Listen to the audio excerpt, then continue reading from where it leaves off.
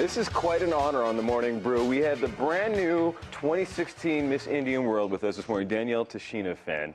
And this, like, I guess you won last night and your prize was to wake up at 5 a.m. and join us? That's right, Did they just tell you congratulations, now go to bed early? Yeah, it's been like, I have had no sleep at all. I'm sure. Like adrenaline and caffeine going, but it's too exciting to go to bed right now, I think. So, right, no doubt. So congratulations, you are the you. 2016 Miss Indian World. Yep. And I think a lot of people don't realize what goes into becoming Miss Indian World. I love it because it's not your regular pageant. We think of it kind of a pageant because you get the crown, you get the sash, but it's entirely different, right? Yeah. And this was your second time competing. That's right. And your first time winning. Yep, that's right. So what do you have to do to compete in this? And I love everything that the contestants have to do. Yeah, so you have to write an essay about your life, and then you have to do a personal interview with 5 judges, and they ask you 3 questions, and you don't know them. Right. So you go up there and you have to improvise. And you've been here since last week doing all of this, right? Yeah, that's right. Yeah, I was in town since Monday. So yeah, it's been a whole week. Yeah, that's right. So yeah, and then you have to do a talent portion that's traditional to your culture and your tribe, and then you do public speaking. You have 1 minute to answer a question as fast as you can and get it all out, and then the dance portion where you do your own dance to powwow music. Okay, and I know that last year you were saying that, what was your talent for last year when you competed? Yeah, I did archery, so I had to shoot bow and arrow on stage and talk while reloading the arrows. I was like doing it, yeah. And then because this is Miss Indian World, you had to make the bows and the arrows yourself, That's right? right. Yeah, they had to be completely traditional to like our people, and so it was all out of like animal and like different types of wood. So it's nothing that I could pick up at like a store. You couldn't go to Target and buy that. No, I wish that would be easy, but no. You had to make it all. So what did you learn in that process? Oh my God, how like amazing our people were back in the day. Like how cool is that they could like find things to make things. And nowadays it's so hard, and we take it for granted that things have come so easy to us now. So, right. Yeah. And then this year, what was your talent? This year was the penny song and dress. So I sang in my language, and then I danced a little bit with this dress made of pennies. Oh, very cool. Yeah. So you're a member of the Standing Rock Sioux tribe, and how many people from the tribe came here for Gathering of Nations? Because I know it's huge. Yeah. And did you come with a lot of people from the tribe who came to support you? Yeah. Oh yeah, my whole family and stuff. And then there's a lot of tribal members that were there. And then since I'm Sioux, there's tons of people. There's other Sioux tribes as well, and so we're kind of like a camaraderie. So we all just like we're so happy that one of us won. So yes, that was pretty big. And then everyone was live streaming it also back home that couldn't make it. Oh yeah, of course. Yeah. Very cool. Yeah. And you kind of you are a full-time student also. Yeah. And law student. That's right. Law student. What year in law school are you? Second year. Second I year. actually have 1 semester left, and then I'll be done. So is this the kind of thing you can take a week off of law school to go and do? No, I had to like. Sorry guys, I gotta do this thing. Yeah, I wish. Oh my gosh, no, I had to get like special approval from the dean. I was like, can you please let me go so I can take my exams later, because it's exam week. So. Oh, is it finals already? Yeah, finals So already. you're gonna fly back to Phoenix today, right? Drive back. I'm driving back. Today. Yep, with all my stuff. Are you gonna wear the crown? In the car? Yeah. No, probably not. I don't think I would wear it everywhere. Yeah, Are you kidding? lay in bed like that. Right? Like, can you go to class and like wear it? That wear would be really sash? funny. Yeah, I don't know. And I don't know if people can see this on TV. The beadwork in this is just stunning. And this is a brand new sash this year, right? Brand new. Yep. Every 3 to 4 years they give a different sash and crown set. And this is, I got so lucky. I got the first wear of this one. So. That's cool. But you do have to give it back next year, right? I do. Yeah, I do. But I'll be excited to give it up. It's kind of heavy, but I really like it. So. That's very cool. So what inspired you to join the competition?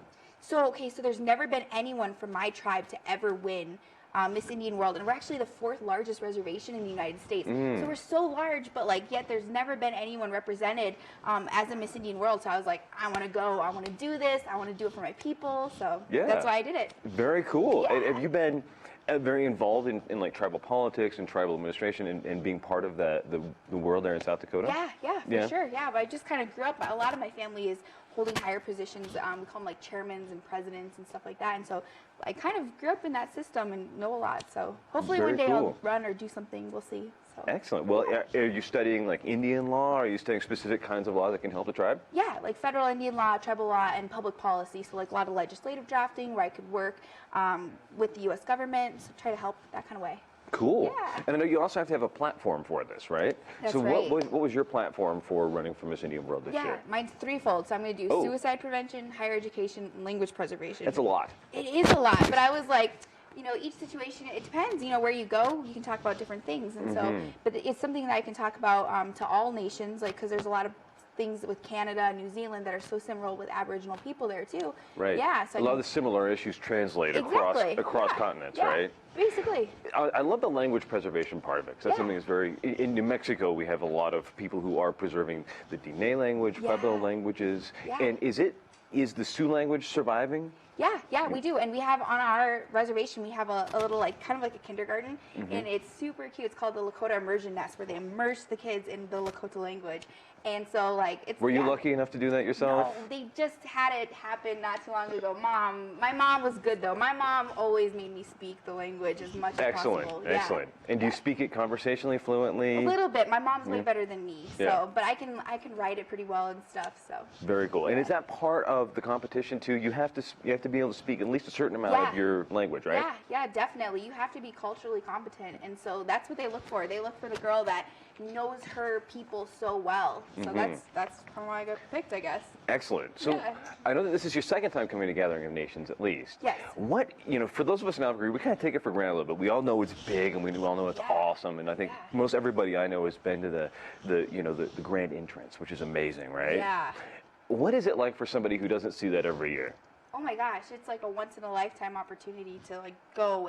It's so crowded and amazing, though. I mean, and you feel like such great energy because it's so loud and it's so packed and everyone's having fun. So and so many people are dressed up. And there's really great There's food. some photos of it. Yeah, great food is my favorite thing. Really great food. Yeah, I was telling Gary a minute ago, I love to just kind of like munch my way through all around the top ring at the pit there. I can I eat everything, right? Me too. I wish I could have done that, but I was so busy this year, I didn't even get to eat. But next year. So you did interviews all last week. Yep. And then the competition, it actually started Friday on stage, right? Or Saturday? It started Wednesday with personal interview on Wednesday. Okay. Yep. And then Thursday was the talent, which was on stage. Friday was dancing and public speaking on stage. And then Saturday was the crowning. Saturday and that's in front of like 30,000 people. Yeah, it's so big. I have no idea how many people. It's so huge this year, though. Yeah, that's very cool. Yeah. So, when you go back now, what are you going to tell the young women in North Dakota? Oh my gosh, you have to try it. Just try it at least once in your life. And if you don't get it, then try again, because it might happen the second time, like what happened to me. So you should always keep trying. But I think every young girl should try it, because it's like so amazing. Yeah, and it's more about the process of learning than it is winning in some ways, right? Exactly. Yeah, I learned so much about my culture just by reading and researching and doing stuff. So yeah. Very cool. And what perks come with this, other than you get to wear the crown and the sash? Yeah. Are there other perks that come with it? Yeah, I get to take a cruise. I get to leave for San Diego on, like, I think May 15th, I think about. You finish finals and then go on a cruise? Yeah, That'd be isn't great. that cool? That's awesome. Yeah, I'm so excited about that. I can relax. I'm probably wearing my crown the whole time. Right. So yeah, that'll be good. And then the travel expenses, that kind of thing, to go to different conferences and powwows across the world and nations. So. And represent your tribe and the world. Yeah, that's cool. exactly. And I love this. You're saying that your dad was asking you, are you going to take your hat? Yeah. I woke up this morning and I was trying to get ready, and he's like, hey, where's your hat? And I was like, my hat? I was like, no, it's a crown, Dad. Like, worked too hard for it to be called a hat. Right, so. right. Remember that. Is Dad here today? No, thank Mom goodness. is here. Yeah, my dad would be calling everything wrong. That's awesome. Well, thank you very much for joining us this morning. Waking up early the day after your big day of the crowning. Yeah, this is great fun. And I wish people on TV, I hope you guys can see the beadwork on this. This is amazing. We'll be back in a couple of seconds in the Morning Brew with friends. All summer, I wanna dance my way up to the dawn, but I won't be till the morning comes. Doing it all night, all summer.